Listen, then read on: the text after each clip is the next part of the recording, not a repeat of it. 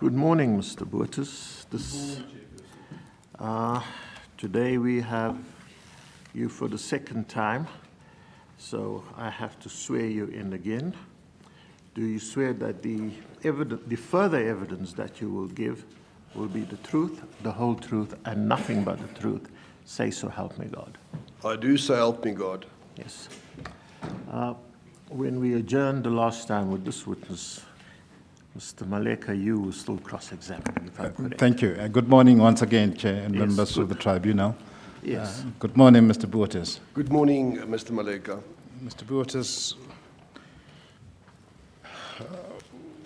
we have had the benefit of the evidence of Mr. Makhubele yesterday, and he introduced a number of documents which are to be found in volume 29. Together with Ms. Zungu, we asked you to read those documents in order to facilitate your evidence. I take it that you've read them. I did read all of them. Yes. Thank you, Chairperson. I'll get back to those documents towards the end of my questions to you. But for now, can I ask you to go to volume 19?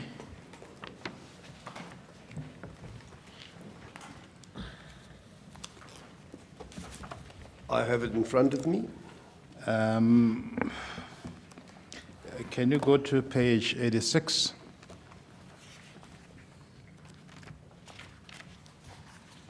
I have it in front of me, Chairperson. We now know from your previous testimony that that page and following other pages represent different awards made by Justice Brand after you and Mr. Makhubele addressed him on the draft awards you presented to him. That is correct, Chairperson. We had a lot of evidence around to your recollection, what was the date of the summons? Chairperson, according to the case numbers, 2 matters were initiated in 2015 and 2 matters were initiated in 2016. Yes. It seems to me when I look at this that Justice Brandt was not satisfied with the date on which the interest had to commence as far as the parties were concerned via their settlement, correct? That is correct, Chairperson.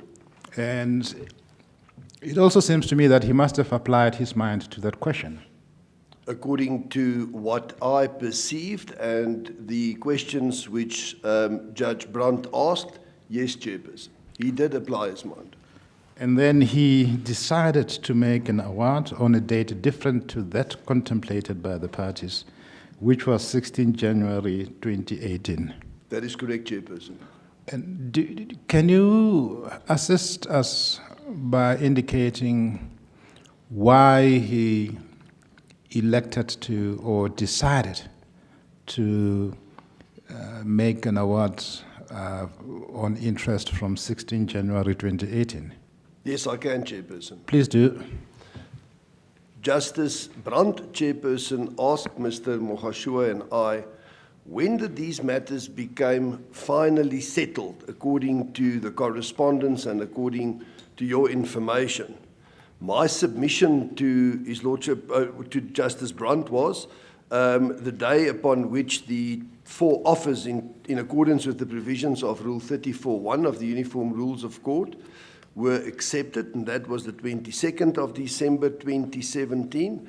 Mr. Makhubele also made submissions, and in the end result, Justice Brandt was of the opinion and of the view that according to what was submitted to him, that the matters only finally became settled insofar as all the heads are concerned, 15 or 16 January 2018, and that's the reason why he, in his own handwriting, deleted on all 4 the awards the date 22 December 2017 and inserted 16 January 2018, and he also signed his full signature next to the amendment. Thank you for that explanation. The next issue I'd like to deal with relates to the confidentiality provisions in the settlement. Again, much was made about the inclusion of the confidentiality clauses in the settlement. That is on page 85, Chairperson, next to capital E.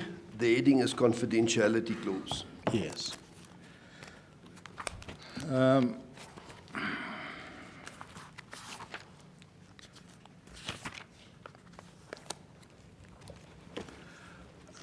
Do you know why this clause was put in the settlement? In the letter of the 15th of December 2017, Chairperson? Yes. I've got no idea. So the origin of it is the letter of instructions from Mr. Zide to Mr. Makhubele, which was later conveyed to the plaintiffs, and yourself, in fact. That's correct, Chairperson. What was the response of the plaintiff to the inclusion of the confidentiality clause in the settlement? In our considered view, Chairperson, that could not have been accommodated for three reasons. One, the CIA Consulting DB under liquidation. There were still meetings of creditors outstanding, if my memory serves me correct. The second meeting of creditors was not yet held.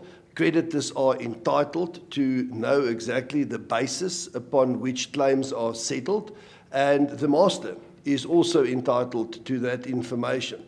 Furthermore, Chairperson, we're dealing with public funds, and according to myself and the instructing attorneys, Mr. Krause and Mr. Matopo, we were uncomfortable with the inclusion of any sort of confidentiality. In other words, to keep it secret or to hide it from whoever is entitled thereto, including but not limited to creditors of the company under liquidation, the master, and of course the South African Revenue Services. Thank you for that explanation. You indicated previously that this clause in relation to confidentiality was ineffective because the documents in which it was incorporated became part of the public record in court proceedings. I did say so. That's correct, Chairperson. Can I ask you just to elaborate for our benefit how the clause relating to confidentiality became ineffective in that context?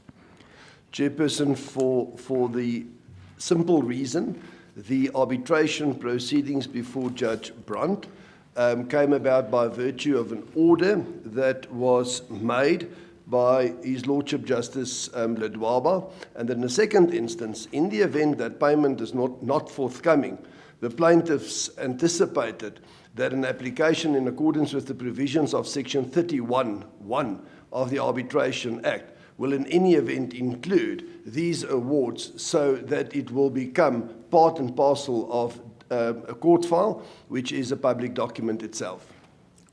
And I assume that in the application to court to make the awards an order of court, your client did not suggest at all that the settlements that gave rise to the awards should be kept secret. Not at all, Chairperson. They were dealt in open court by Judge Petersen, acting, and Judge Holland Mutter, acting. They were dealt with by the Honourable Justice Petersen, acting, and Judge Holland Mutter, acting. That's correct. Chairperson. In public, in open court. In open court, both matters were mentioned because it was unopposed court. The convention in our division is that within the discretion of the presiding judge, but the normal convention is that matters, for whatever reason becomes opposed, stand down till the end of the roll. The next issue that I'd like to deal with is this, that for some reason, the legal department of PRASA, especially Mr. Dingizwaye, took special interest in these CIA claims because, and on Mr. Dingizwaye's version, they emanated from Mr. Mabunda, and he gave all sorts of evidence around him. I'm not going to bother you about that. But he indicated that he took special interest in those matters, even though they were handled by Ms. Mukotedi, and insisted that Ms. Mukotedi should report to him more than the normal period that she would have reported to him, principally because of Mr. Mabunda, who was involved in Siyaya. He indicated that one of the issues he had about these claims was that Siyaya had made a number of misrepresentations which gave rise to these contracts. And my colleague here, Mr. Salukazana, asked him whether or not those misrepresentations he asserted were part and parcel of the defense. I'd like to explore that issue with you to the extent that you will be able to assist the tribunal on that score. And I ask you to do so by looking at the pleas which PRASA filed in the High Court.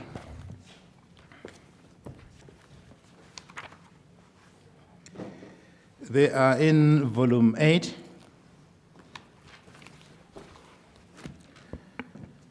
And they begin at page 301.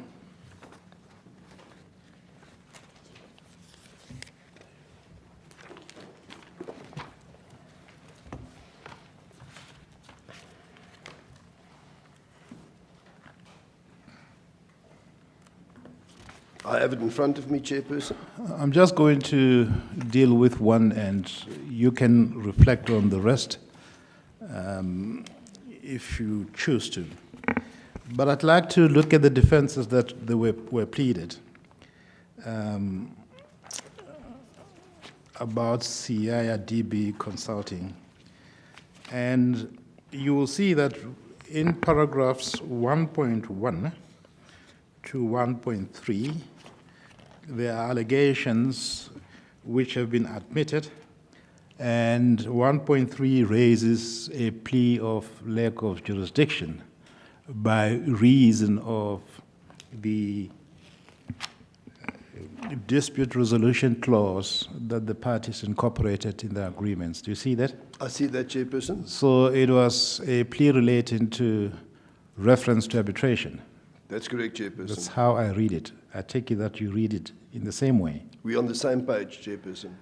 As the litigation between the parties evolved, that defense became irrelevant in due course because the parties agreed to go to arbitration before Justice Brand. Correct? It became moot. Correct, Chairperson. Yes. So it could no longer be a defense in the subsequent arbitration proceedings, correct? Correct, Chairperson.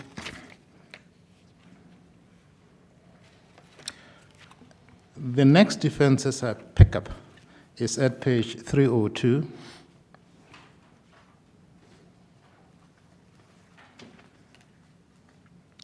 And you'll see that 2.1 is a denial of the conclusion of the agreement by the Chief Executive Officer of PRASA. Do you see that? I see that, Chairperson. Now, we now know that in the 417-418 inquiry, which took place, one of the witnesses who testified was Mr. Montana, correct? That's correct, Chairperson. And he was the Chief Executive Officer of PRASA at the time when the agreement your client asserted was at the time. That was my understanding as well, Chairperson. And he testified about the existence of that agreement and the liability of PRASA flowing from it. Correct? He did so, Chairperson, and he also testified to a report that he authored which confirmed liability. So far as the 417 proceedings were concerned, that defense was no longer a viable defense in the light of Mr. Montana's testimony. That was my understanding as well, Chairperson. The next defense, as I see it, is in paragraph 2.4 and 2.5. It relates to the completion of works. Do you see that? I see that within a specific period of time, Chairperson. A number of witnesses testified in relation to this type of defense at the proceedings before Mr. Krige. You dealt with their evidence in your email. We now know that those witnesses included, amongst others, Mr. Bupape. Recall that? That's correct, Chairperson. Yes. We have not yet dealt with the evidence of Mr. Bupape at 417 inquiry, my apologies. And I'd like to converse that with you if you don't mind. I'll do so once I've completed the analysis with you of the defenses that are set out in the pleas. Then if you go to page 303, in paragraph 2.8, a further defense is pleaded there. The agreement created a reciprocal obligation between the parties. In terms of clause 1.11 of the agreement, the plaintiff commits a breach of the agreement in the event of default if it failed to deliver a certificate of occupation within 20 days from the end of the project term. 2.9, the plaintiff has not delivered a valid certificate of occupation to the defendant despite the fact that the project term came to an end in 2014. Insofar as the plaintiff has failed to perform its aforesaid obligation, it is in law not entitled to enforce the agreement against the defendant. Do you see that? I see that, Chairperson. That's known as a classical BK tooling defense. Indeed. Now, I've looked at the defense, and it seems to me that it contradicts with the defense around the non-existence of an agreement, which Mr. Dingizwayo appeared to rely on when he testified. The simple proposition is you can rely on agreement that you say does not exist. Either the agreement exists or it does not exist. In law, it's impossible, and there's another leg to it. If it's not struck by a Chiffrin clause, that brings further challenges with it. For our benefit, what is the Chiffrin clause? Agreements provides for a clause that the terms and conditions of the agreement can only be amended if same is reduced to writing and signed by all the parties concerned, properly executed. Yes. and as I understand the rule, it is a clause which renders invalid and ineffective all agreements which have not been reduced to writing and signed by the parties to the main contract.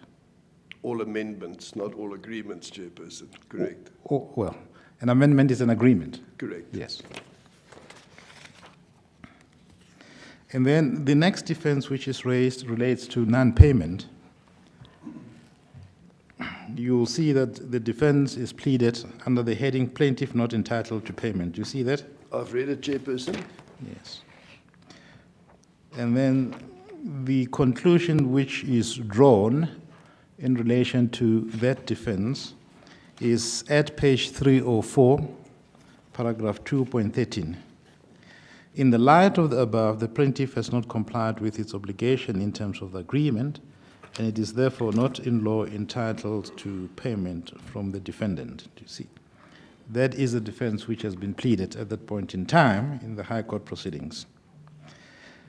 And next is the defense in paragraphs 3.1 and 3.2. The defendant denies that the plaintiff rendered services provided for in clause 8 of the agreement. Next, 3.2, the defendant admits that invoices were delivered to it and pleads that the deliverables for invoices prescribed in Annex B to the agreement were not delivered, and so it goes on. And then the rest are just bare denials. I'm not going to ask you to deal with them unless you choose to. In the light of those defenses, we have looked at the evidence of Mr. Balchak. We have put it to a number of witnesses who testified. The one evidence we have not dealt with is that of Mr. Bopape.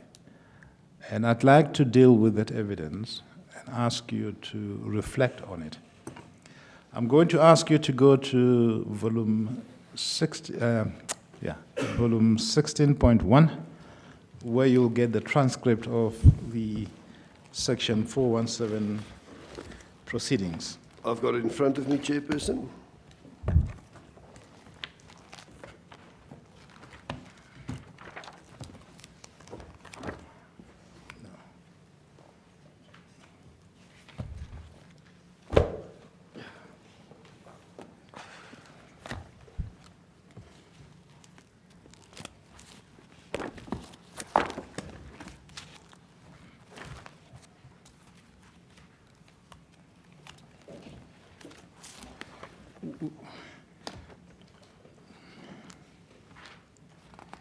The key part of Mr. Bopape's evidence that I'd like you to deal with begins at page 305 in volume 16.1.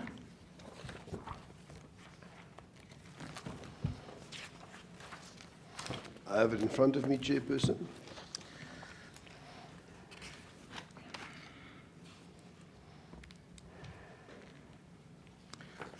And the first line is Mr. Bopape speaking, and then the commissioner follows in the next line. Whether there was a contract or whether the work was done, answer, Mr. Bopape. Well, basically, whether this instruction had been executed, yes. Commissioner says, okay, and you interject, was given effect to, yeah. And Mr. Tsatsawane comes in, and he says, was given effect to, and you respond, but does it detract from the liability and from the fact that Siaya is entitled to payment? And then Mr. Bopape answers, no, because PRASA, even using the material coding principles and system that had been put by Siaya, why would you use someone else's IP if you are not in need of them? And you say, yeah, and he goes on further. And if you are using them, why not pay for them? And you come in again. Yeah, no, to address the commissioner's concern, regardless even if call somebody from process technical or not, I mean, that does not detract from the fact that somebody should push the button, the payment button, and he says, yeah.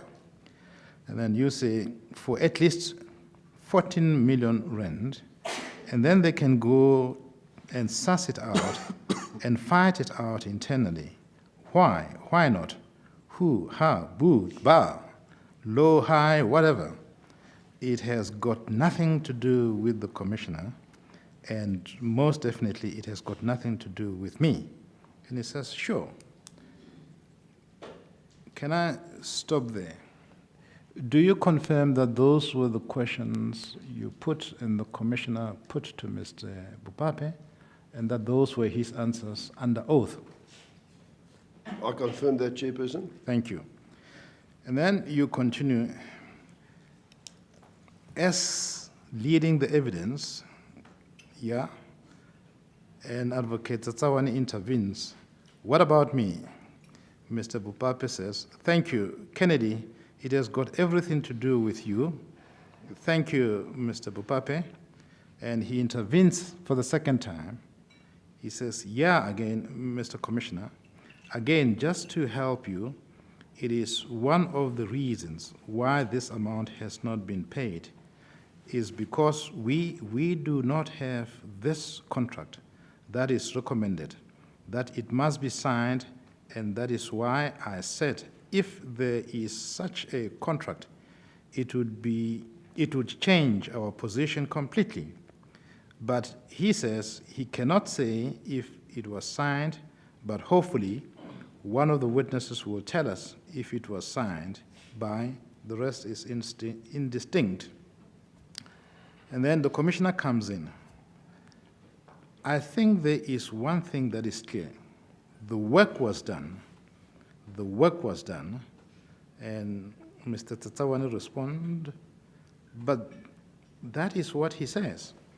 And the commissioner interjects again. The money is due.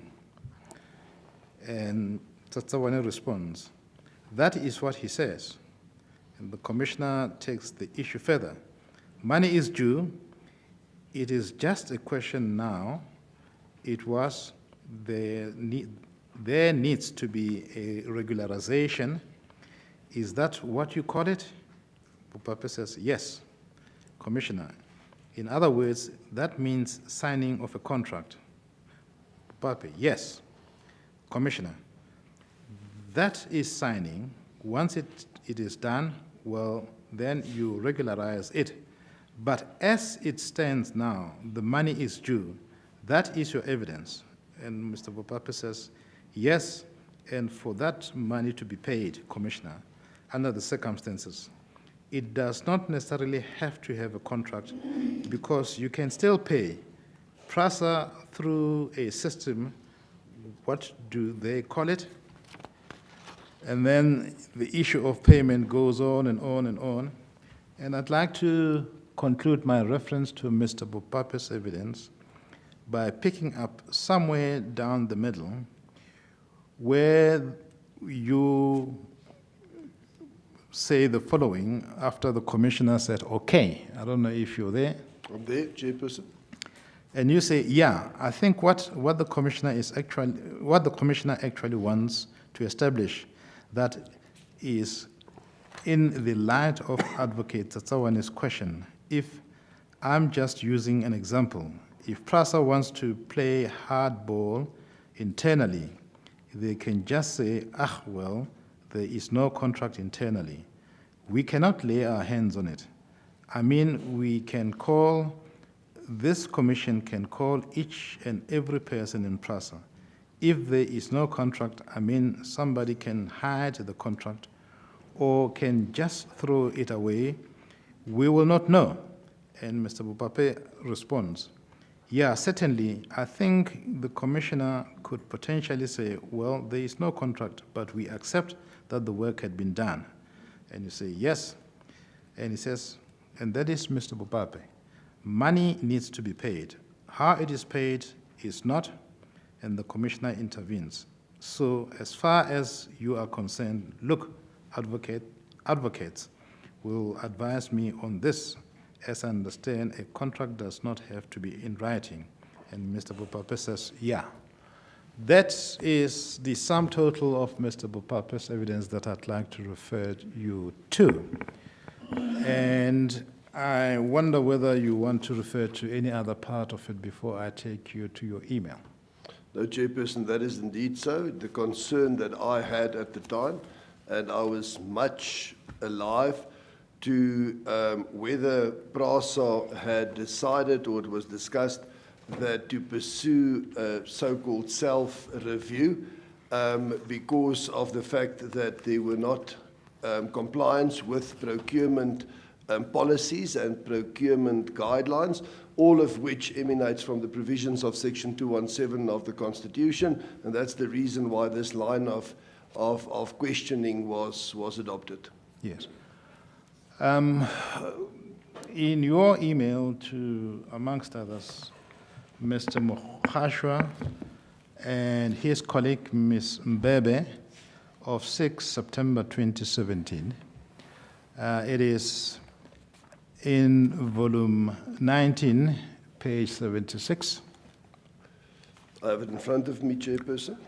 We dealt with it previously about a number of concessions you describe flowing from your analysis of the evidence given by the witnesses. That's correct, Chairperson. I have referred you to the transcript of Mr. Bopape's evidence, and you deal with what you describe as the concessions he made at page 77. That's correct, Chairperson. And those are the last two paragraphs on page 77. That's correct, Chairperson. Well, I specifically referred to Mr. Bopape's evidence. Yes. And would that be the evidence that you and I have just looked at this morning, or more? That is in accordance with what we've just alluded to, Chairperson. Yes. Now, Mr. Mokhashwa accepted yesterday that he and his colleague, Ms. Mbebe, received this email. And your previous testimony is that despite what you collegially invited him to respond to in this email, he did not respond to it. That was correct. Your evidence previously, as I understand it. That's correct, Chairperson. Not any correspondence or response that I'm aware of, no. He admitted initially that he did not respond, but later on, yesterday morning, he introduced a number of documents purporting to be responses to your email. He accepted that he did not respond directly to this email, but the correspondence introduced yesterday was some kind of an implied response to your email. And I'd like to take you to those documents introduced yesterday. I have it in front of me, Chairperson.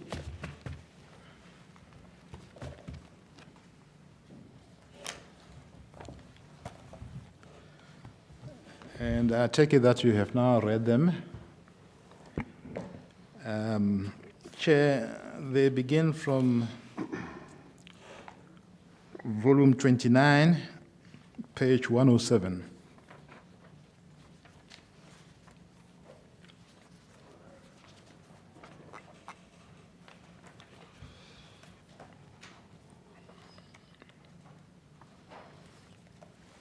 The first letter starts on page 104, Chairperson. Oh, did I get it wrong again?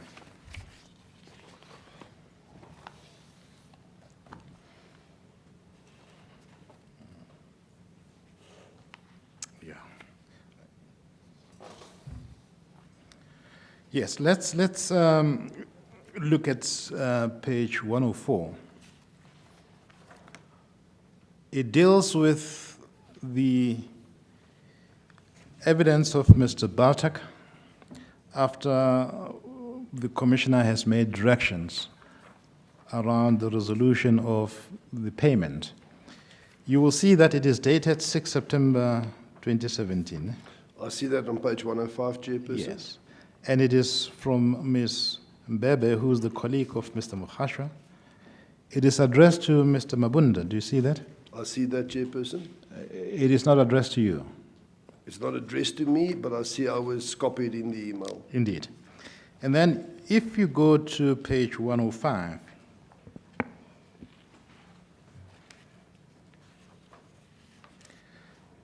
I skip the first customary statements in paragraph 1. I go to paragraph 2.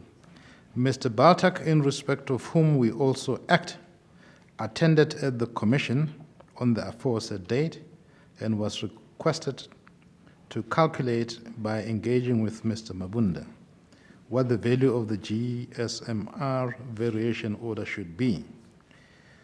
3, in response to the commission's request, it is our client's instructions. See that? I see that, Chairperson. He confirmed yesterday that those are the instructions he received from Mr. Dingizwayo and Ms. Mukotedi. 3.1.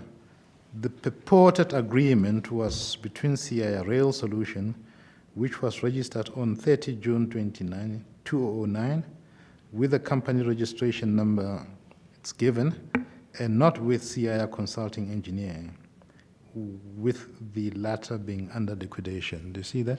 I see that, Chairperson. Yes. Was this issue raised in the inquiry? It wasn't, Chairperson. 3.2, our clients have not been served with any document that suggests that CIA Rail Solution Pty Limited is under liquidation, either on its own or jointly with CIA Engineering. Did this issue ever play any role whatsoever before the 417 inquiry, chaired by Mr. Krige? No, it didn't, Chairperson. 3.3, accordingly, CIA Rail Solution is not and ought not to be part of the proceedings with which the Commission may be concerned. Was this issue ever raised by legal representatives acting for both PRASA and Mr. Baltak? No, Chairperson. And next page, 406. Consequently, it is to our client neither clear nor certain why Mr. Baltak has been subpoenaed to come and be of assistance to the Commission in the liquidation proceedings of CIA Consulting Engineer Pty Limited when the GSMR project has no links with this company, which is the subject of current liquidation proceedings. See that? I see that, Chairperson. Did Mr. Baltak refuse to take the oath when he was called upon to testify at the 417 on the basis that he was not able to assist the Commission on the grounds that are now asserted in paragraph 4 of this letter? No, Chairperson. Mr. Baltak received a witness subpoena, and in the witness subpoena, provision was made for certain documents to be presented at the inquiry. And he testified in response to that subpoena? He did. 5 on 106. In the circumstances, we request that you, alternatively the Commission, assist our client further by responding to the submissions made in paragraphs supra. What else would Mr. Baltak require by way of assistance to assist the Commission? Chairperson, it's not clear from the letter.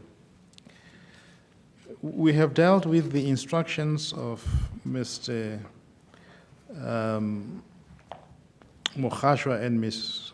Mbebe in respect of the evidence of Mr. Baltak in this letter. But what struck me is that 2 days later, there is another letter written by the same attorneys to Mr. Mabunda about Mr. Baltak. Now, if you go to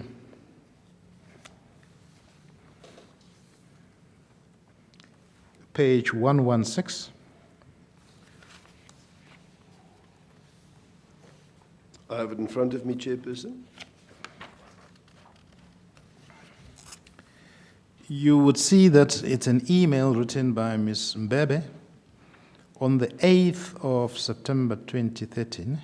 2017. 2017, my apologies. I sometimes suffer from scotomatic. Read things which are not there. But anyway, you will see that it is addressed to Mr. Mabunda again. Do you see that? I see that, Chairperson. That is his email address. Yes. And if you go to the letter, which begins at page 117, again, I skip paragraph 1. I go to paragraph 2. Mr. Baltak, in respect of whom we also act, attended the commission on the aforesaid date and was requested to investigate if there were any payments outstanding. And due to Siaya, in respect of Gauteng 1 resignaling project, and that if so, what such outstanding amounts are. 3, we confirm that our clients are still investigating this matter and will, as soon as possible, make available to you the findings of such investigation. Do you see that? I see that, Chairperson. Seems to me that when I read this email in the context of the previous email of 6 September 2017 addressed to Mr. Baltic, PRASA is prepared to assist on the one hand with respect to the one project, and it assets inability to assist in respect of the other project. Do you see that? That's the impression I got, Chairperson. And in respect of the project referred to in 117, the attorneys for PRASA confirm that an investigation is still being done, and they will revert back to you once the investigation has been completed. Was there any further response to the plaintiff's attorneys or to Mr. Mabunda, as far as you know, after the investigation referred to in this email of 18 September 2017 was done? The 8th of September 2017, no, Chairperson, not that I'm aware of.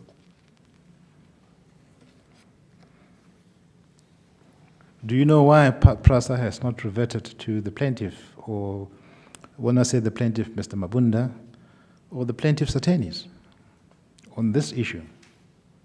No, Chairperson. Unfortunately, I'm not in a position to testify to that. The next letter is at 107.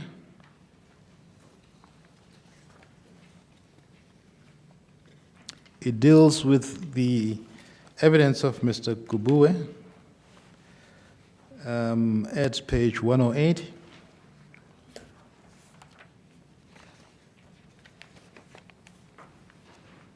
In paragraph 2, Mr. Kubue, in respect of whom we act, was requested by the Commission to, through engagements with you, clarify whether Siaya Consulting Engineering,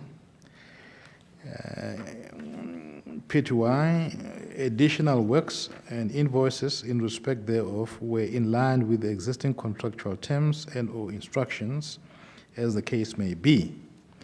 3, during the proceedings at the Commission, and in order to assist Mr. Kubue further in executing the Commission's instruction, the following were clarified on his behalf.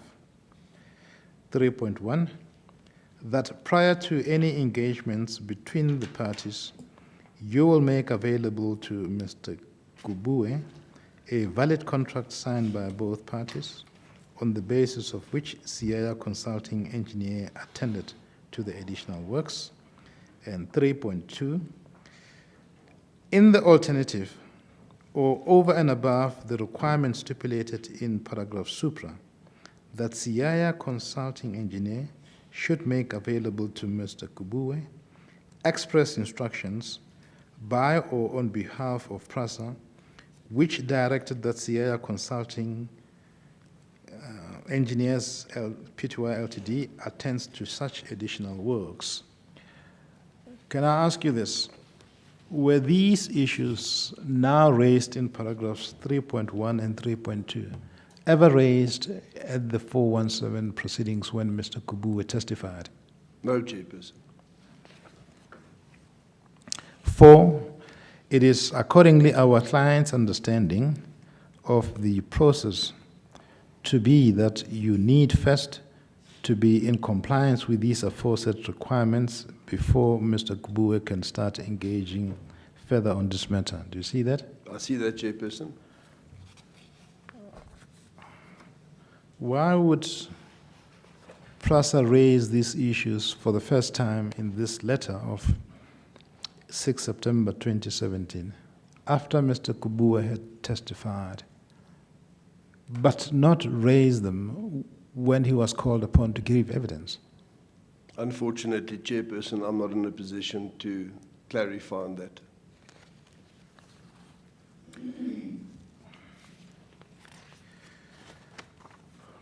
The next letter deals with the evidence of Mr. Vermeulen.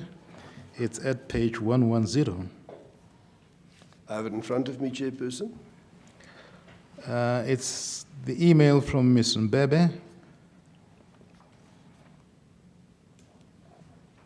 Again, it is to Mr. Mabunda. And if you go to page 111, in paragraph 2, the following is stated: Mr. Vermeulen attended the commission on the date referred to above, at which he was requested, with the assistance of Mr. Mabunda, to investigate if there were payments outstanding and due to Siaya, and that if so, what such outstanding amounts are. 3, in response to the Commission's request, it is our client's instructions, and again, Mr. Mokhasho yesterday confirmed that those instructions are from Mr. Dingizwayo and Ms. Mukotedi. 3.1, it is pleaded in the particulars of claim that Siaya DB Consulting Engineers concluded a written consultancy agreement with PRASA for phase 2 of the Rail Infrastructure Rehabilitation Program. 3.2, it is further pleaded in the particulars of claim that the contract price for the project was agreed to be in the amount of 28.8 odd million rand, VAT inclusive. Point 3, under this project, PRASA has to date made payment in the total amount of 30 odd million rand, which payments were made on varying dates during the course of the project and in 2014. And over the page, 3.4, in the circumstances and as far as our client's records show, PRASA has under this project overpaid Siaya by an amount in the sum of 1.1 odd million rand. See that? I see that, 1,191,530 rand. I see that. Yes. And then the letter concludes with the following on their instructions. We are instructed further that PRASA is accordingly not liable to pay Siaya, and that its rights, as far as the overpayment may be concerned, are reserved. Can I take it in reverse? Was there any counterclaim by PRASA in the High Court pleadings or in the statements of defense before Judge Brand's arbitration proceedings on any amount it allegedly overpaid to Siaya? Neither in the High Court proceedings nor in the proceedings before the Honourable Mr. Justice Brand. We have looked at the evidence of Mr. Vermeulen, and as I recall, parts of it in relation to PRASA's liability to Siaya were put to a number of witnesses. I don't recall whether that was put to Mr. Dingizwayo. but I do recall that it was put to Mr. Mokhashwa. Now, Mr. Vermeulen confirmed that there was an amount owed in the order of 3 to 5 million, give or take. These instructions that are recorded here, were they dealt with in his evidence? Chairperson, it wasn't directly dealt with. The reason being, it's commonplace in agreements pertaining to the rendering of services or in the building world or industry that there are extensions from time to time. We're not living in a perfect world. There are price increases in some instances, and in other instances, the scope of the works are extended and both parties accepted it. That is why there's a fluctuation or variation in certain instances, one of them being the one that we're busy dealing with. Yes. And in a construction project, there are things that are not anticipated when the contract is concluded, and they will confront the parties as and when the project is executed, correct?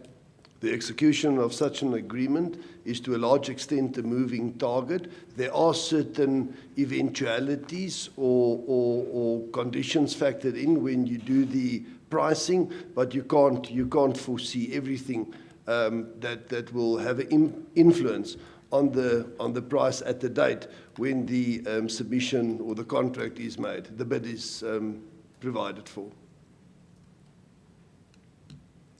And the key driver of those unanticipated events which unfold in the course of a construction project is a project manager who's in charge of the project. The project manager, chairperson, liaises with everybody concerned. What normally happens in these circumstances, a task team is formed and they meet regularly, and that is why it is of paramount importance for the minutes of those meetings to be kept, because in the end of the day, the project engineer need to sign off the engineer certificates, which we know has the same evidentiary value as a acknowledgement of debt. Yes. Well, we have looked at these emails.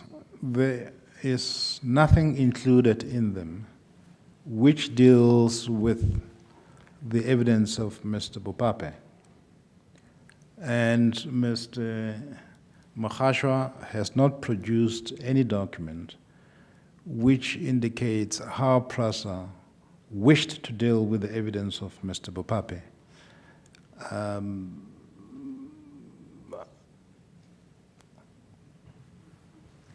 Pardon?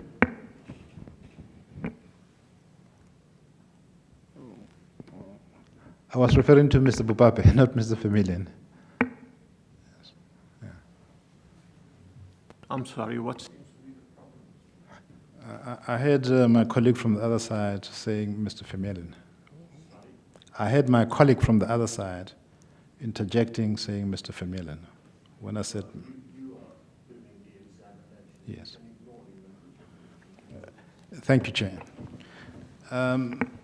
I have not seen any email which is included in volume 29, which was produced by Mr. Mokhashwa, which deals with the evidence of Mr. Bopape. And I have not seen any document which records the instructions of PRASA in relation to Mr. Bopape. I know that you may not be able to assist the Commission on this score, but can I ask you this? Was there any response that you or your attorneys received in relation to Mr. Bopape's evidence at the 417 inquiry? Excuse me, pardon me. As far as you can recall? No, Chairperson, not insofar as I can recall. We are going to ultimately argue that this tribunal should be guided by what the transcript of the evidence of Mr. Bopape suggests, because we have not seen any countervailing evidence by any person in response to that evidence. You are entitled to comment on that proposition if you want to. I accept that proposition. We have also not seen anything in relation to the evidence of Mr. Montana, who also testified at that inquiry. And equally, we have not seen anything from PRASA in relation to and in response to the evidence of Dr. Mthimkhulu. On both scores, we are going to advance the proposition that the tribunal should be guided by their evidence in relation to what they have said around the liability of PRASA to Siyaya and also the quantum they have dealt with during their testimony. You're entitled to comment on that proposition if you wish to. I accept that, Chairperson. One should also just keep in mind that the synergy of a 417 inquiry is to a large extent one-sided. There's not really much that the other party can do to test the veracity or the truth of a witness. It's to a large extent within the hands of the liquidators who lead the evidence and to solicit certain facts or certain information from the witnesses who were subpoenaed. Yes.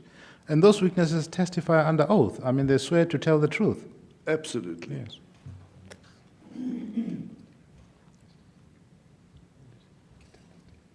Okay. I just want to continue. Do you want to finish?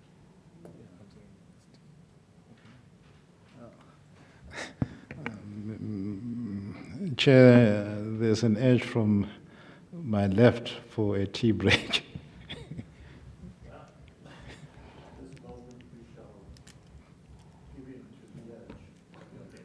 Thank you. We will stand down. Yes. 10 minutes. Indeed.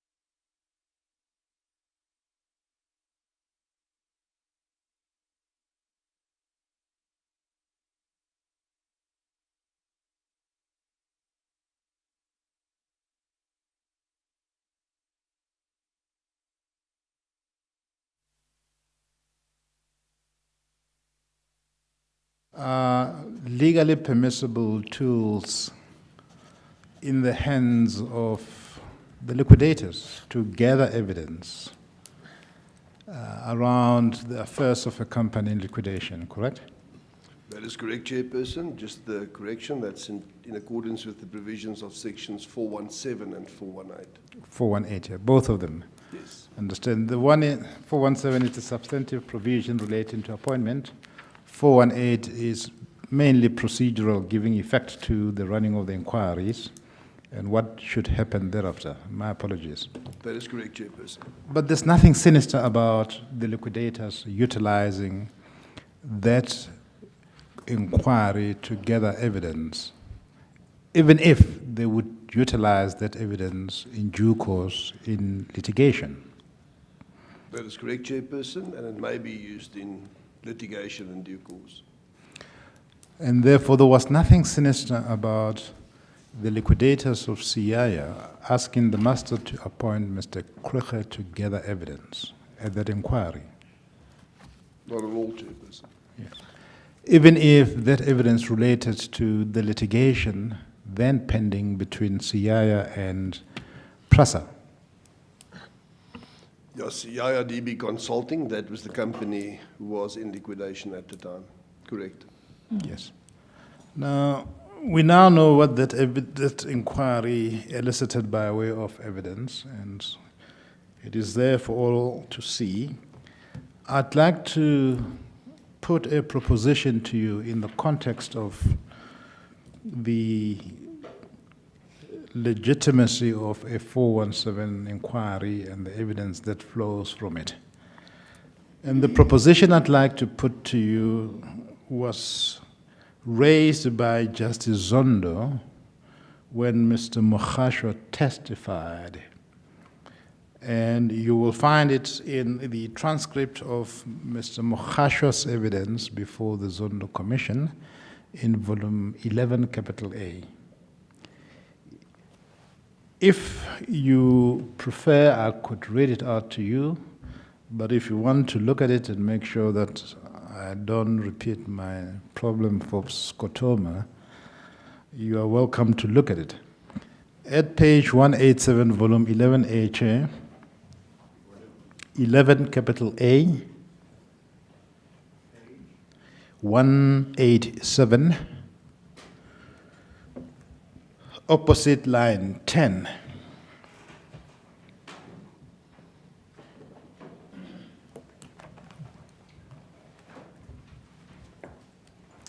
Justice Zondo had the following to put to Mr. Mokhashwa, and I read, Chair, from line 10. Of course, what one cannot deny is that if indeed Prasa had no defense to the claims, it may well have been a reasonable thing to pay at the time and save all the legal costs that would come with the arbitration, is it not? That is, if Prasa had no defense. That was the proposition by Justice Zondo. And Mr. Mokhashwa responds as follows. I agree fully with that.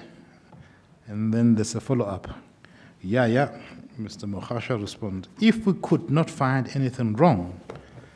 And Chairperson continues again, yes, Mr. Mokhashwa.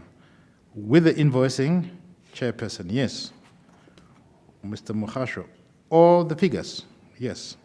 Mr. Mokhashwa, I accept that, yes, one would have to, make that kind of settlement. That is Mr. Mokhashwa's response to Judge Zondo.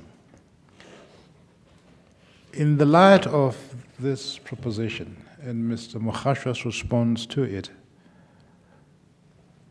your email of the 6th of September 2017, my apologies, what was it designed to achieve in the light of what you recorded there based on the evidence you had at the 417 inquiry? Chairperson, to drive the point home, hoping that the penny will drop. I was frustrated at the time, and in my view, the matters, all 4 matters, were capable of being settled. Chair, I have no further questions to Mr. Boters. Thank you, Mr. Boters. Thank you, Chair.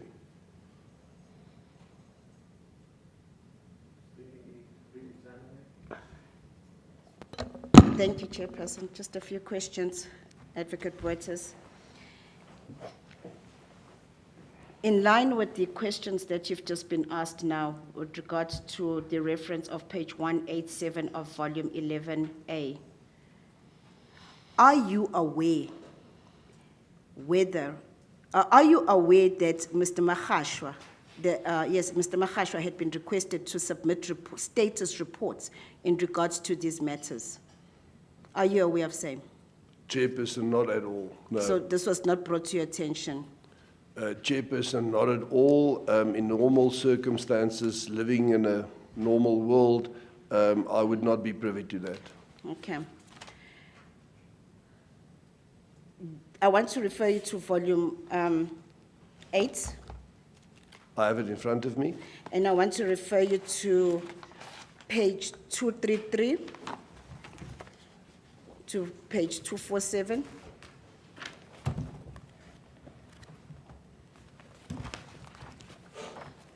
I have it in front of me.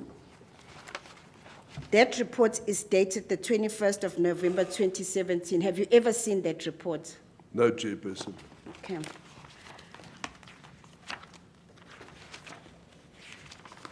The report on page 259, have you ever seen that report? Page 259. It's in by Mr. volume- Dingiswayo and it's addressed to Mr. Zide. Have you ever seen that report? Not at all, Chairperson. And that report is dated the 30th of November 27. Never saw it. I see that from page 259. No, I was never presented with this report. Page 266 of volume 8. That's a report dated the 30th of November 2017, Chairperson. Likewise, no. I was never presented with this document. So the interaction which was there between the legal, not the legal panel, the group legal and Judge Makhubele, you were not privy to those conversations, am I correct? Not at all, Chairperson. Okay. So, in other words, you are not aware on whether or not defenses had been placed before Judge Makhubele in regards to the matters that were testified on? Chairperson, no. I would not be aware of such. I was not part and parcel of any of those conversations or attended any such meetings. During cross-examination, you were brought to the issue of the terms of reference. They were referred to you during your cross-examination, you remember. Those were found on page, are found in volume 3, and they're on page 1033. That's correct. Okay, just a few questions, Advocate Boters. It was put, you were referred to the terms of reference, and those that you were referred to, part and parcel that you referred to was that Judge Makhubele marginalized the PRASA legal unit. You remember that? I recall that, Chairperson. Were you at the meeting of the 4th of December 27 at PRASA? Not at all, Chairperson. I was only once at the offices of PRASA, as I've indicated in my evidence in chief, and that was on the 14th of November 2017. So you were not there on the 4th of December and you were not there on the 15th of December 2017? Most definitely not, Chairperson. Besides Judge Makhubele at PRASA, did you ever interact with anyone else at PRASA? Not at all. I was not, I don't know any of the people in PRASA's legal department. I haven't met any of them. I haven't had any interaction with them. And Chairperson, there was no reason for me to interact with them. So your evidence is that the only person that you interacted with from PRASA was Judge Makhubele? That is correct, Chairperson. And later, right at the end, there was also emails which were addressed to Mr. or Mrs. Zide, all part of parcel when the settlement was achieved. And the issue of the settlement was actually from the first conversation between yourself and Judge Makhubele in November 2017. That is correct, and that is also the impression that I got, that Judge Makhubele's intention was to sort out the issues, and if there were matters which were capable of being settled, to wrap it up and get them done and dusted. Thank you, Chairperson. No further questions. Sorry, Chairperson. I did have two questions that I wanted to put to the witness with the Chairperson's leave. I can tell you what they're about, according to our arrangement. The first, President, is Mr. Maleka took Mr. Bottas to various letters that Mr. Mokhashwa had given the tribunal yesterday, but didn't take him to this red letter, which, as I understood Mr. Mokhashwa's evidence, was the one that was the response to the email of 6 September.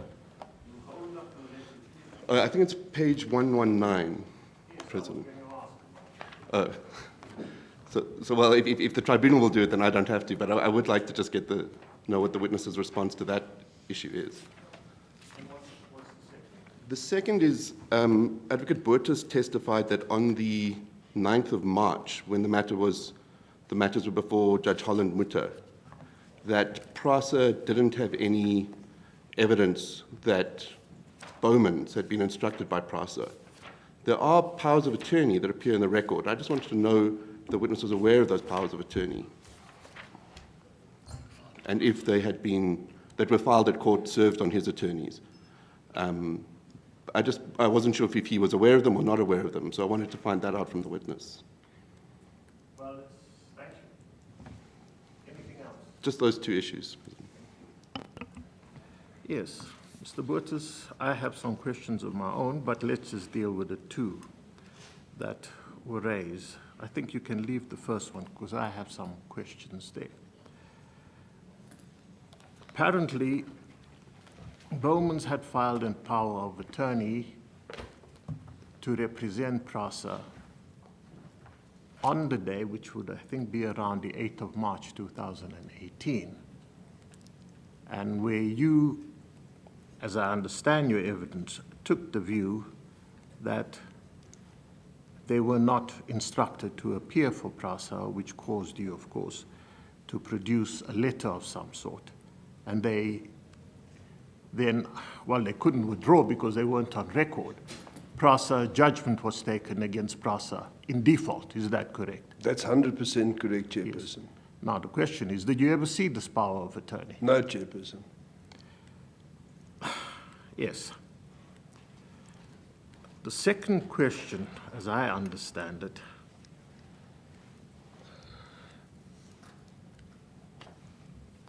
could you just remind me again, sir? This is page 119 of volume 29, Chairperson. Yes, no, I want to get there. Yes. So it's just that. You have never seen Bowman's powers of attorney to represent PRASA No, on the 8th? No, Chairperson. When was the last you had anything to deal with this matter? Chairperson, on that date when the orders were granted, then there were interaction between myself and the attorneys, Mr. Matopo and Mr. Krause. And what I then learned, Chairperson, after the awards were made by Judge Brunt on the 7th of February of 2018, that there was an attachment, a writ was issued, there was an attachment, and that's pretty much the last occasion that I was involved with the matter. I subsequently heard or was informed that Mr. Johan Krause closed his practice in Pretoria. He's residing in Mozambique, and that is insofar as my involvement is concerned. Your last involvement was when? Chairperson, just after the awards were made by Justice Brunt on the 7th of February 2018. And you had nothing further to do with these matters? No, Chairperson, I wasn't available when the urgent No, applications... Whatever the reason may be. No, I wasn't. So I'm very sorry, Chairperson, to interrupt, but I had understood his evidence to be that he was there on the 9th of March. Well, that's what I thought I was about to Oh, put so- that way. I'm very sorry, Chairperson. Yes. And that's exactly, you've been following what I was getting at. You say from February you had nothing further to do with this matter. Chairperson, no, I was the author of all 4 the applications in Yes. accordance with the provisions of Section 31(1) of the Arbitration Act, and I was counsel who Yes. did everything on those matters. So after the awards were made, as I've testified in my evidence in chief, no payments were forthcoming, and then on my advice, I was the draftsperson of those 4 applications which served before the Honourable Judges Holland, Muter and Peterson. And I was counsel who appeared on that specific day, and I was the person who prepared the draft orders. I submitted the arguments, and I was pretty much involved, of course. And after that, that is now in February, were you ever involved with this matter again? Chairperson, that was in March. Yes, no, Chairperson. You weren't there? No, Chairperson. Well, I think that clears that up. But if there's... So in February 2018 was the last you had to do with this matter? March, Chairperson. Sorry, yes, what happened in March? Those were the applications before Holland, Muter, I AJ, see. and Peterson. So you did appear then? Yes, of Yeah. course. That's where I met all the people who came to court. My opponent, who had instructed from Bauman Gilfillan Incorporated. That is where I was introduced for the first time to Mr. Fani Dingiswayo and Mrs. Marta Ngoye. How did I know about it? At one stage, Chairperson, there was a shuffle because people were around me and they wanted to interact with me. And at one stage, things got a little bit heated, and I asked somebody there, who are these people? And then I was told who they were. I haven't met them before, so I was simply unaware of who they were. And the whole purpose of that, Chairperson, may I add, was to persuade me that these matters are opposed and they shouldn't be dealt with in an unopposed basis. But you took the view that these matters were not properly opposed and it went by default, so to speak. That's correct, Chairperson, all based on the letter in which the SMS has been quoted verbatim. And that was an SMS from the chairperson.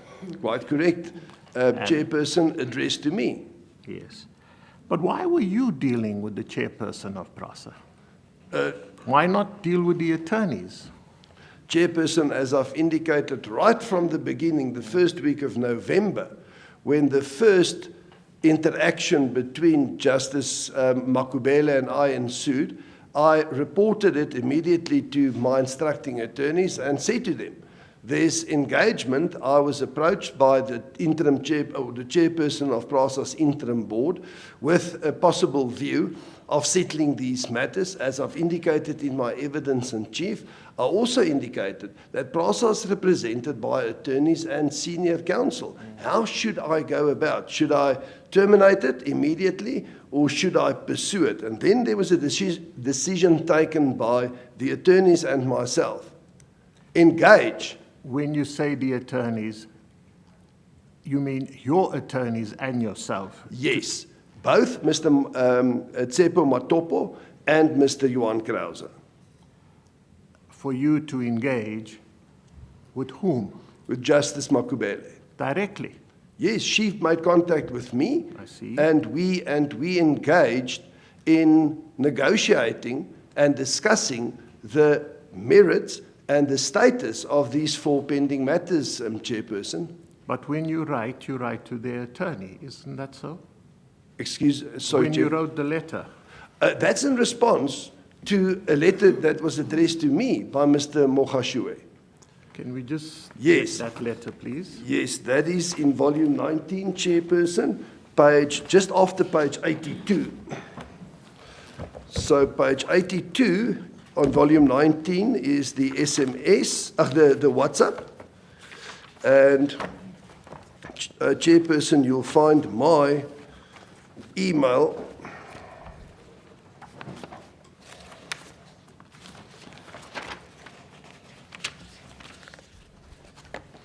on page 76, from page 76 until page 80. Now, at the foot of page 80, Chairperson, you will find the reason why I responded as I did.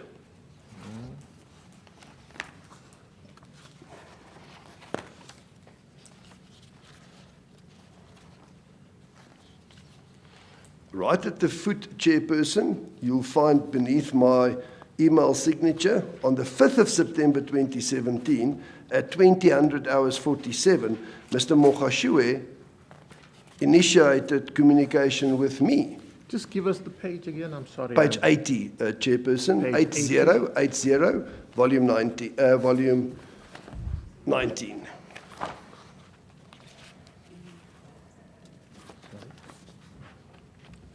Well, just read to me what he says to you. He says, Dear Francois, I thought it fit that we deal with this in camera, with us being the parties' legal representatives. The position, as we have it, is that indeed you and Kennedy discussed the various options there may be regarding these matters, and as well as our letter that had raised concerns regarding the plaintiff's readiness for the arbitration proceedings that are meant to commence on the 11th next week. I turn the page, Chairperson.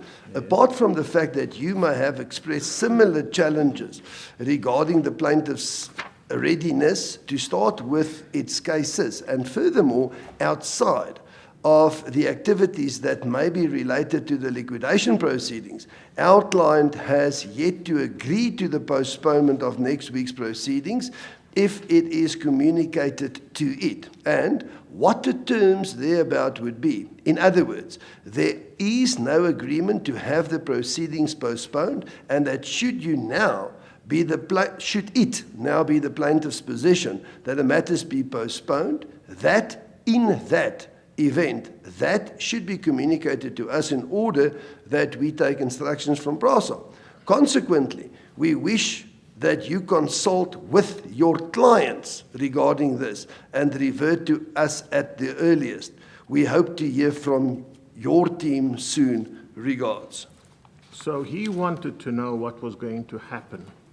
Yes, Chairperson, according to discussions that... No, I just want to know what... Yes. My understanding was he wanted to know what was going to happen at the arbitration. Is that correct? That's correct, Chairperson. Yes. Then in response to that, you wrote the letter which appears at page 76. Is that correct? That's correct, Chairperson. Where you basically make out a case where you say PRASA should pay. Correct, Chairperson. Now, how do you link the two? He's talking about an adjournment, and then you respond that PRASA should pay. I want to know, where did this concession come from that PRASA should pay? That all came about from the insolvency inquiry, because my approach at the time was, why should this arbitration proceed regard being had to the concessions which were made in the section 417, 418 proceedings before Mr. Krieger?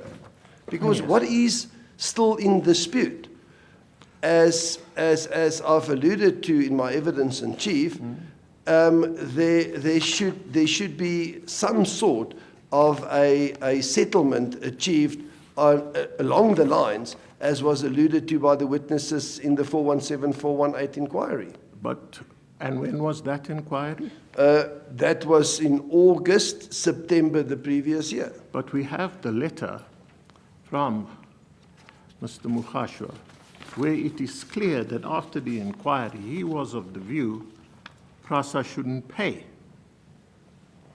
Now, I want to know, when did that all change? With whom was this matter settled?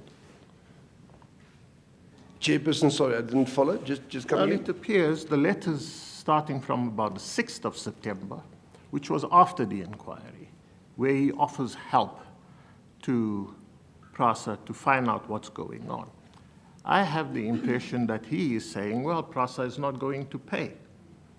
Now, I want to know, from your understanding of the series of events, when did that all change? Did it change come as a result of what he said, or did the change come as a result of what you said?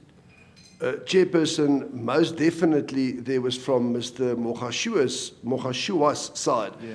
There was a clear understanding that he, from his perspective, there were still disputes which should have been ventilated, and he was definitely not on the same page that I was on. Most definitely not. In his view, the arbitrations should proceed, and that is also in subsequent documents I was referred to, volume 29, because there was, from his point of view, there was still the issue regarding the costs, and we made written submissions to Judge Brand because Mr. Makhubele was definitely not on a settlement page. According to him, there was live issues that needed to be ventilated, either in the arbitration or in court. When did that all change? At the end of the year, when the Annexure C, when the SMS or the WhatsApp was communicated to me, attached thereto was PRASA's the document dated the 15th of December 2017, and that you will find, Chairperson, a copy of which on page 82 in volume 19, and then the office to settle, which was then forthcoming on the 21st of December of that year. So when that happened, Chairperson, we, if I say we, myself and the two attorneys concerned, were satisfied that the matters became settled in accordance with PRASA's instructions to the attorney. So the offer to settle came from PRASA around the 15th of December. Is your understanding that? That was the document that was attached to... No, I just want to know the date. Yes, Chairperson. Your letter that you sent to Mr. Makhubele, did that have to do with the settlement? No, it couldn't have, Chairperson, because that's September 2017. Yes, that's where I'm getting. Yes. Yes, that was in September 2017, and we know what Mr. Makhubele's attitude was from the correspondence he wrote, that PRASA should continue either with the arbitration or the litigation, whichever one goes on. That's how I also understand it, Chairperson. And then on the 15th of December, according to you, was the first time you got to hear that PRASA was willing to settle. Yes, Chairperson. I referred to that in so many words in my affidavit, which are in my response to the complaint that was laid against me, and where I addressed that specific portion in paragraph 13. Yes. What did you say? I said Judge Makhubele addressed an important, and important is highlighted, WhatsApp message to me on the 19th of December 2017 at 1300 hours 44. Then I repeated, Chairperson, it says, I forwarded a letter to PRASA with instructions to inquire from Makhubele if he received this and to forward same ASAP. Our instructions were transparent, hence I forwarded the copy to you. The intention was to have an open discussion with you and your attorneys, but due to your unavailability, we instructed him to engage your clients. I think the correctness of the calculation of interest will be verified by PRASA Finance. The principle is acceptable, and those were the instructions regards Nana. And then the Annexure C, Chairperson, is the same document which appears on page 82 in volume 19. I just want to get it. The settlement offer came from PRASA, Yes, Chairperson. and the first time you heard of it was per that letter you just read to us. Is that correct? That was the response. Chairperson would have recall. There was the first offer, capital only, no interest. When was that made? That is addressed, Chairperson. That must have been just before that, because the letter was in response to the offer that did not include the interest. So that must have been between the 15th of December and the 19th of December. So prior to the 15th, Chairperson, the matter was most definitely not settled. Yes. So it became settled, according to you, after the 15th of December. Correct, Chairperson. Why do I say so? That's with specific Yes, no. reference. Yeah. I just want to get the timelines Yes. involved. You yourself were not involved in the settlement negotiations. Not at all. The settlement came about, and it was exactly in accordance with those figures which appeared in the particulars of claim. So basically what PRASA did around the 15th of December was simply to capitulate and give you what you were asking for in your particulars. They just rolled over. Yes. Do you know the reason for that? Chairperson, in the world that we live in, when council engage in settlement negotiations, where I come from, you have a low water mark, a middle water mark, and a high water mark. When I saw it, I was pleasantly surprised. The two attorneys, Mr. Matopo and Mr. Krause, their response was, "You the best thing since sliced bread was invented. I mean, look what you've achieved."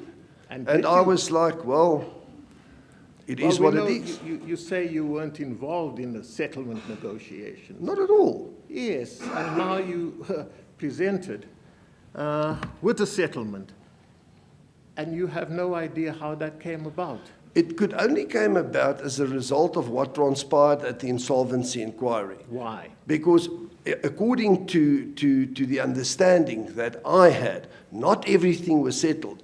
There were still a lot of I's that need to be crossed and I's to be dotted and T's to be crossed. But the majority of the claim, and if I say majority, Chairperson, I mean 75% of what was claimed, came to a large extent as a result of the concessions in the insolvency inquiry to me. Common Made by cause. whom, according to you? All the witnesses, including Mr. Montana, who testified. According to Mr. Montana, was then not working for PRASA, did? No, he wasn't. And that is the reason why he was called, because there was a memorandum, Chairperson, that he was the author of. And in accordance with that memorandum, certain decisive concessions were made. Yes. And that is why he was called.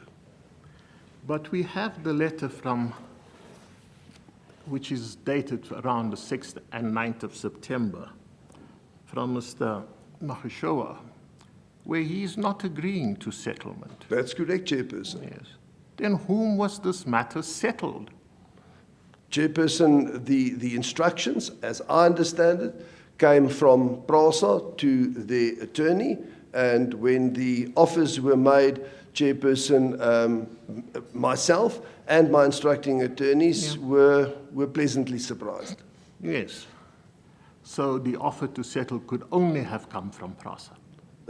Chairperson, most definitely not from the plaintiffs, because insofar as... No, I just want to know. It came from PRASA. Yes, Chairperson. You don't know whom at PRASA. PRASA is an organization. PRASA doesn't speak. It's a big ship, Chairperson. Yes, it's a big ship. Ships have captains, ships have crews. Now, whom at PRASA, as far as you know, gave the instructions to settle? The person. What I saw in front of me was the letter, the document on page 83, which was signed by Mr. or Mrs. Zide, and it could only have been from the board. You never met the board, did you? Never at all, Chairperson. If they walk in here today, I will not recognize them. I won't know who they are. And as far as you were concerned, the board must have given the instructions to settle. It says in this document by the group company secretary that is the instructions which were given, and I read from paragraph 2, and that's where my assumption is emanating from. It says, furthermore, I confirm the meeting held between yourself and the chairperson of the interim board of control on 15 December 2017, and that you were instructed as follows, and there it goes. So That's you- how I understood it. You can't help us, can you, with the reason why between September 2017 and 15 December 2017, the situation changed so drastically. One, they were defending all the matters that they were being sued upon. A couple of months later, October, November, middle of December, they settled. Do you know why? Chairperson, not at all. It was most definitely not because of my No, I'm not. skills. You know, don't know, you don't know. Now let me get what I was going to.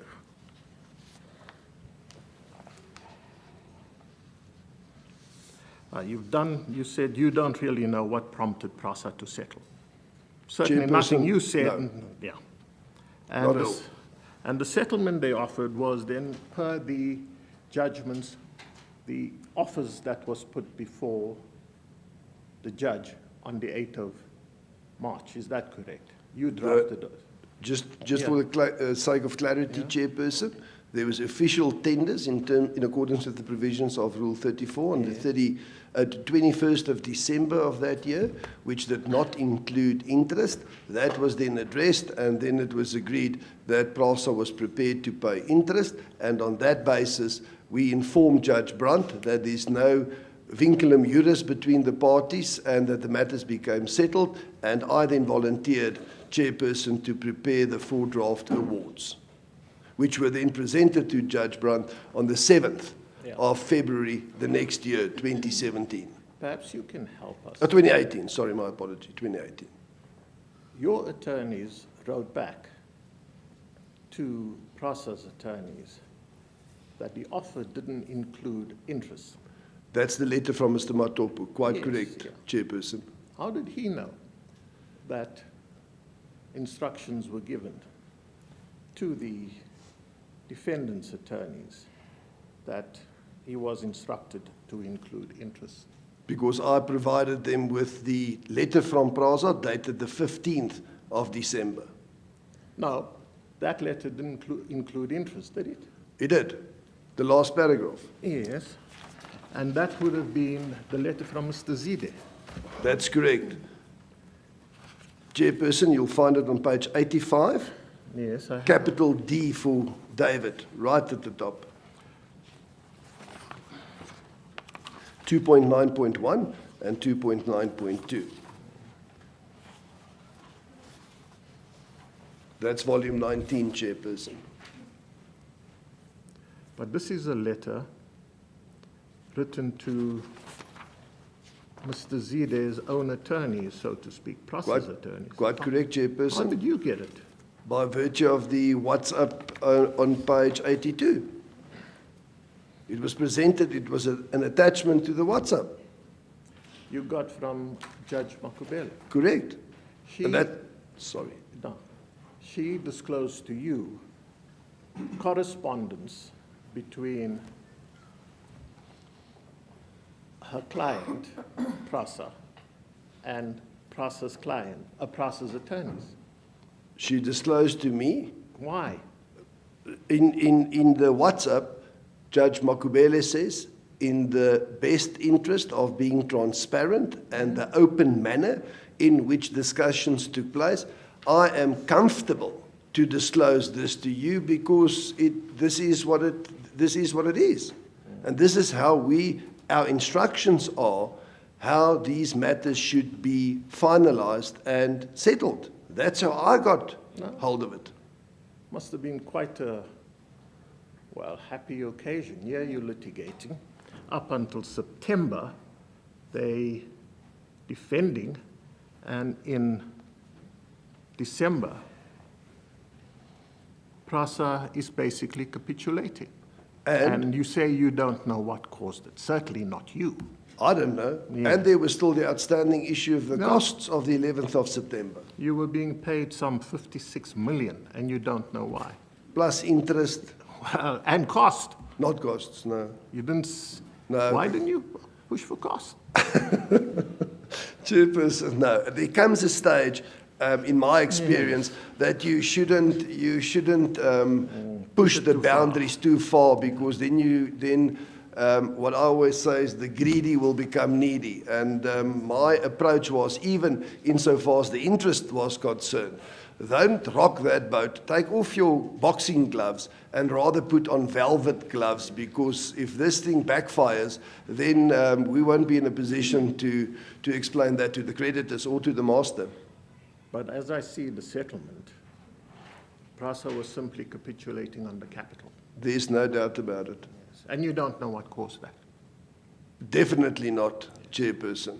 And that was communicated to you by the chairman of the interim board of PRASA. In accordance with D on page 83 and further, that's how I became known of the intention to settle all the matters. Yes. You, of course, knew, and I think it's common cause, default judgment was given in favor of PRASA. You were there. I was instrumental in that. Yes. And PRASA subsequently set it aside. Quite correct. First the writs were suspended. Yes, but and- ultimately, Yeah. the judgment was set aside. Quite correct. And the evidence that we've heard so far is PRASA never actually went back to court to enforce. CIA never went back to court to enforce what clearly must have been a settlement. That's my understanding as well, Chairperson. Perhaps you can and perhaps you can't. It's either way. Can you say why? Yes, I can say one. Yes, let's hear. After all of this, the applications and the judgments, I think there was a judgment by His Lordship Mr. Justice Tichten, and also a judgment, if my memory serves me correct, and I am correct, Justice Ranshot. Then the Commission of State Capture then commenced, and the general approach by myself and by Mr. Matopu and by Mr. Krause before he went to Mozambique is, listen, there's too much negative energy connected and synergy connected with this matter. Rather make a decision later on and not now, because the creditors also needed to be consulted. We can't just do things on our own.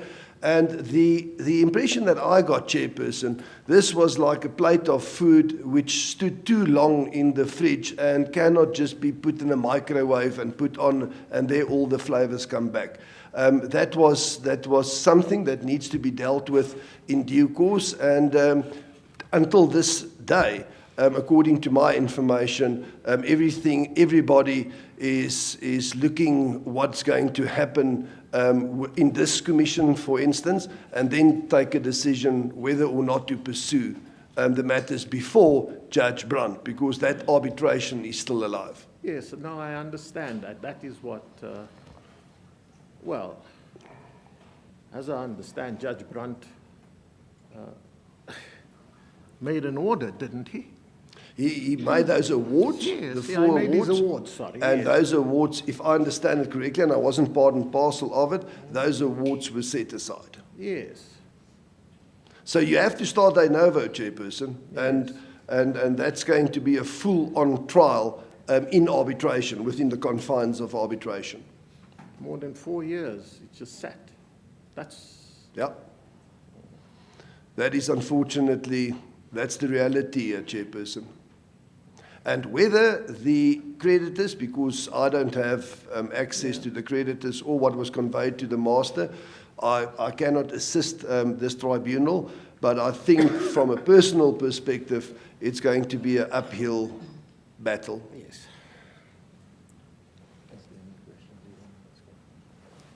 Thank you. Thanks, Chairperson. Judge Murshidi, Mr. Poetis. Good morning, Justice Just Murshidi. on the question of your interactions with Judge Makhubele as chair of the interim board, would I be correct to accept on the evidence before us up to this stage that that interaction was extensive? It took various forms: text messages, emails, letters. At some stage, you took documents to Judge Makhubele's office. I think it was a copy of the judgment of Judge Dachten and other forms of you visiting the premises of PRASA.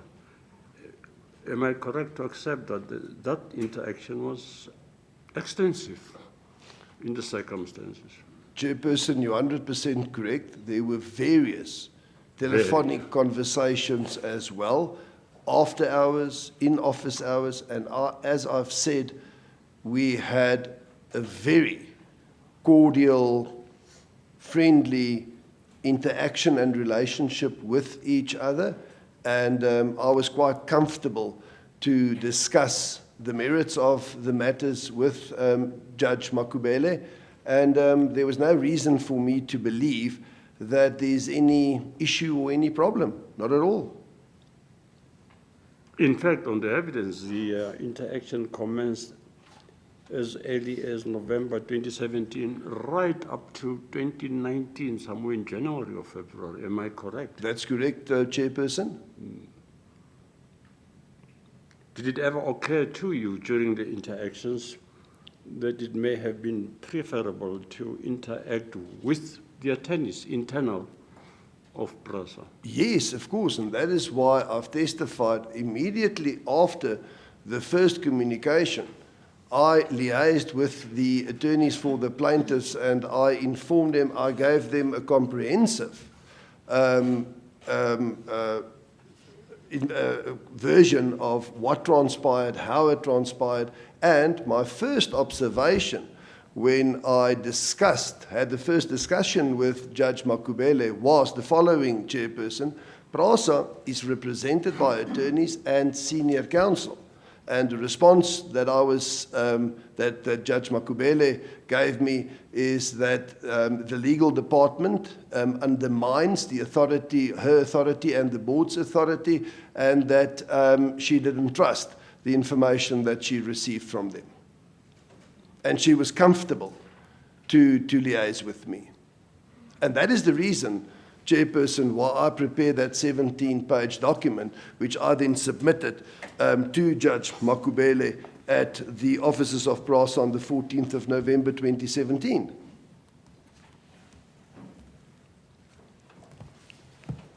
And you say to us that throughout the interactions with Judge Makhubele, you never felt uncomfortable as counsel interacting directly with the chair of the board or interim board? As I've disclosed everything to the instructing attorneys and to everybody concerned, there was a general concession, and my instructions were, continue, keep that line of communication open.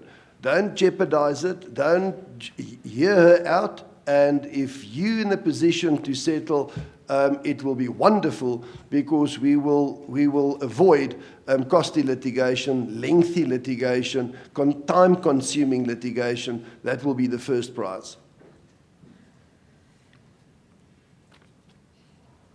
And just finally, in the application for the default judgment before Muller, AJ, or Mutter? Holland Mutter, AJ? Yeah. When you produced that text message to him, he just accepted what he saw. Chairperson, the text He message... never stood the matter down to consider or to reflect. Immediately just accepted your production of a text message from the interim chairperson of the board. The text message formed the subject matter of Mr. Matopo's letter, and I went a step further. I submitted to Justice Holland-Muter, I have that same message on my phone. I'm prepared to hand it up as an exhibit. And he said to me, Mr. Botha, I accept your word. And he gave judgment there and then.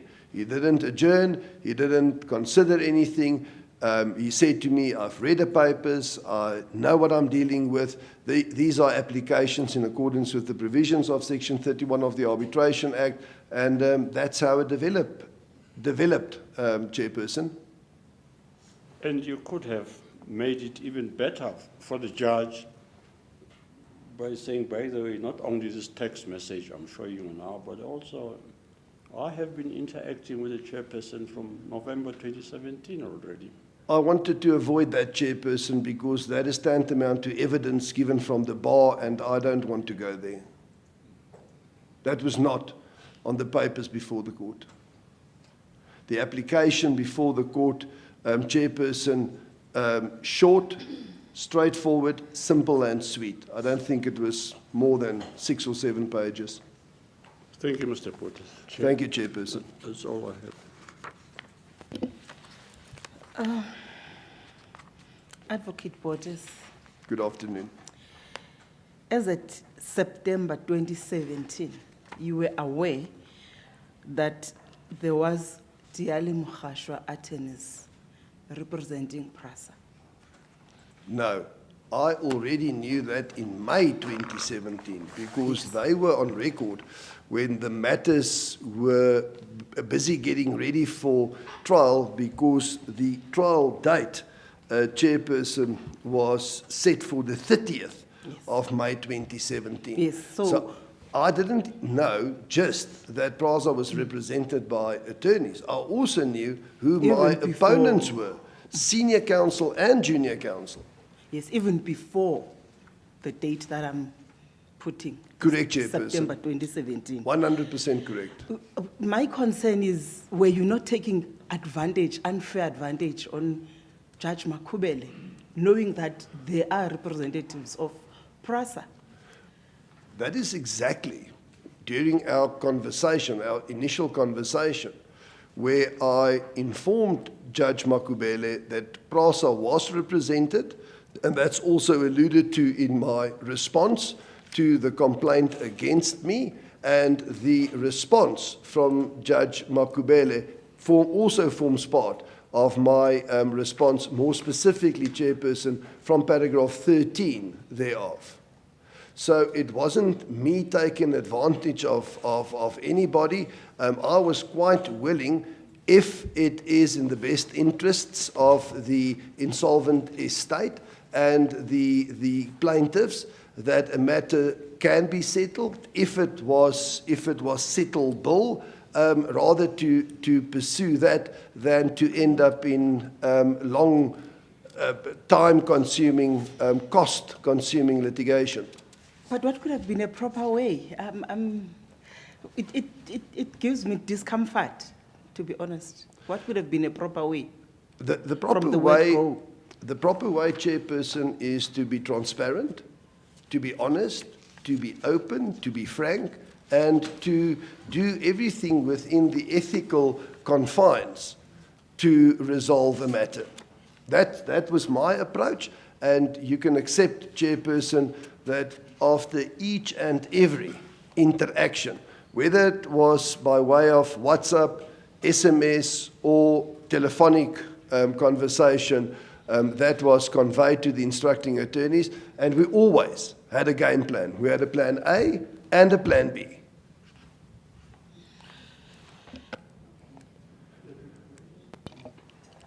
Let me just follow up on the questions put to you by my colleague on the tribunal here about exploiting or taking advantage.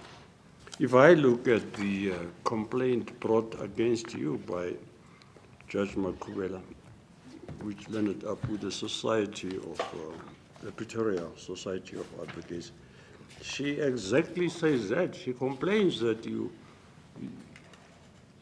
betrayed her.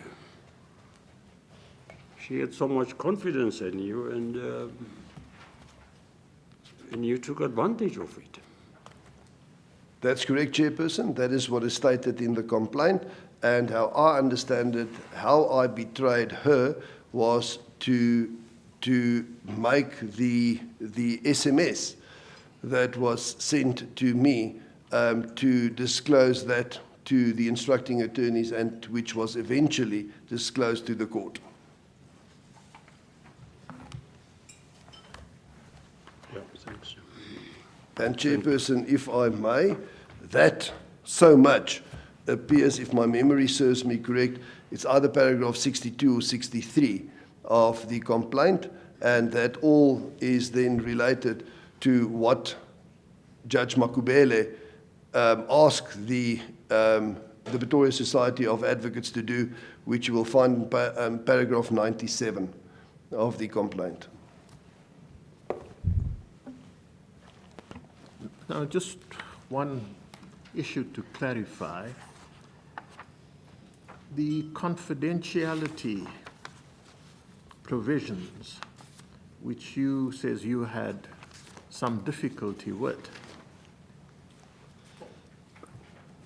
you were playing open cards, but the request for confidentiality came from the defendant, so to speak, PRASA. Is that correct? That's correct, Chairperson. Can you give us any explanation why PRASA would want that included as part of the settlement? Chairperson, no, and may I add, I didn't make much of it, because if a matter is settled, it's settled. Yes. More so if it involves public funds. And personally, and maybe I'm wrong, I have a problem with people attempting to not to disclose everything or to hide anything or not to make a proper representation of the objective, correct facts. But that's just from a personal observation. No, I understand that. It's just that I'm somewhat puzzled, if I may put it that way, that this was a request coming from the chairman, Judge Makhubele, because that's how the correspondence is framed. And you can't advance any reason why it should be kept quiet, so to speak, because from your point of view, there was no purpose in keeping it quiet. Too That's many correct, people would have Chairperson. got to know. Is that correct? That's 100% correct, Chairperson. I couldn't see how one could at the time deal with it in a so-called confidential manner. Yes. Thank you. Anything? I'm so Ryan? sorry, Chairperson. I referred to powers of attorney, but I neglected to give the tribunal the reference. Yes. Can I just indicate where those appear in the record? Yes. It's volume 9, pages 673 to 678. That's the filing notice, the power of attorney, and the notice of substitution. Thank you, Chairperson. Thank you. Is there anything further, Mr. Malika? Chair, one issue. Yes, certainly. Mr. Bottas, can I refer to volume 11, capital A?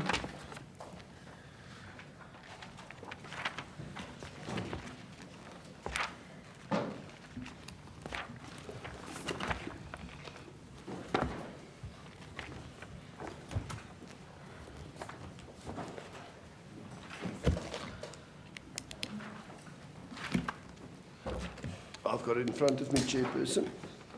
It's a letter at page 37.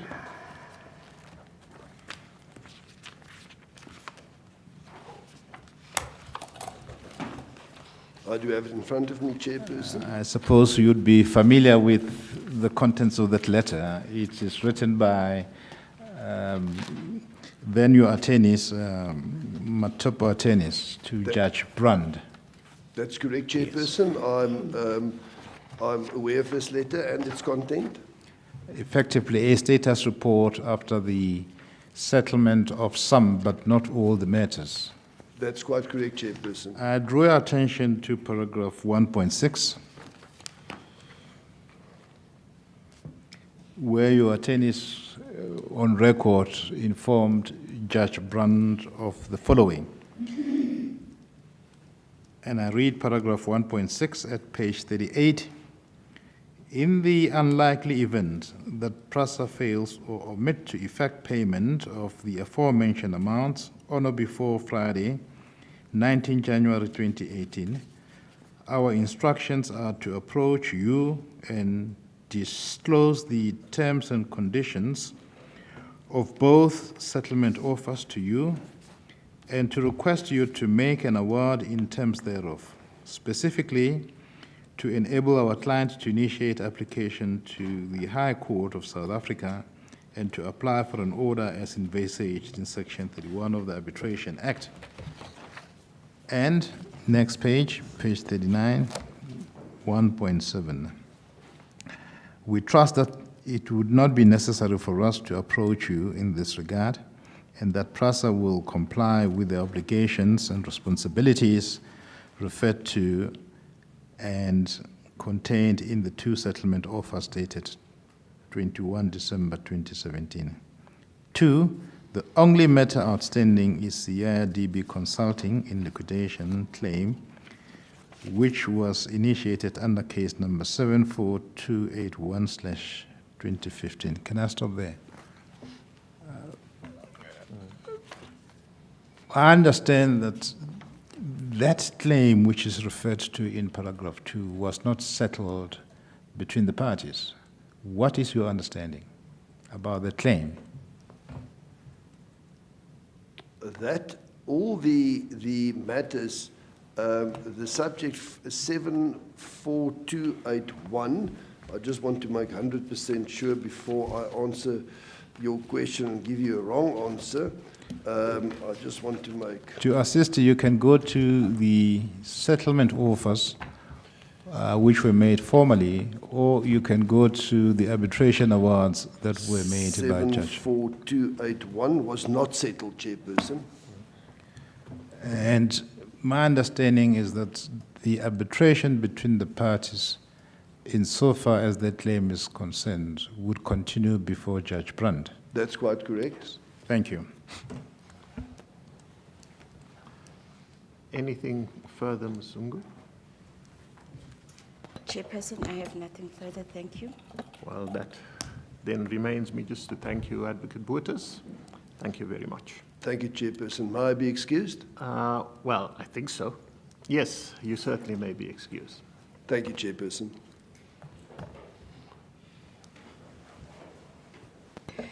Thank you, Chairperson. As I indicated yesterday, there will be no further witnesses that we will be leading in the matter. Thank you, Chair.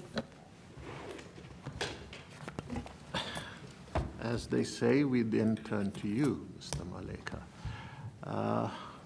We had discussions that today being Thursday, and it's almost lunch, that the evidence that is going to be led from your side would certainly take more than one day, I take it. And for that reason, we will then adjourn. Question of the adjournment dates is to be discussed, as I understand it. Yes, So Chair. we will then take an adjournment now, and when the dates are sorted out, could we all come back and we can then formally adjourn to when we come back? Thank you, Chair. Thank you. We will then stand down.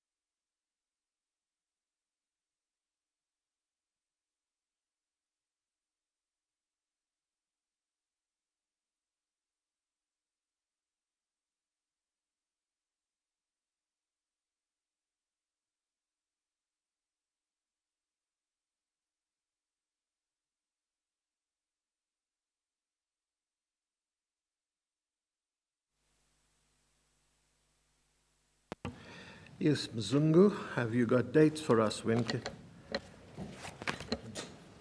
Thank you, Chairperson. The dates have been discussed. The next hearing dates that we've discussed will be 31 July 2023 till 4 August 2023.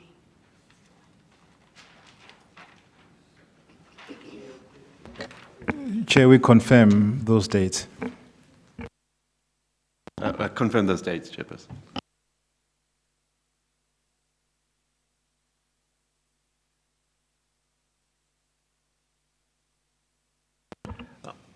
Well, that remains for me this session to do is to adjourn the matter to the 31st of July 2023 until the 4th of August, which is the Friday of that week. When we take further evidence and reconvene during that week, we will put other plans in place as per tentatively discussed. But let's see how we go on the 4th of August. Thank you, Chair. Yes, is that Thank you, Chair. Thank you, Chair. right? We then stand adjourned until the 31st of July. Thank you all.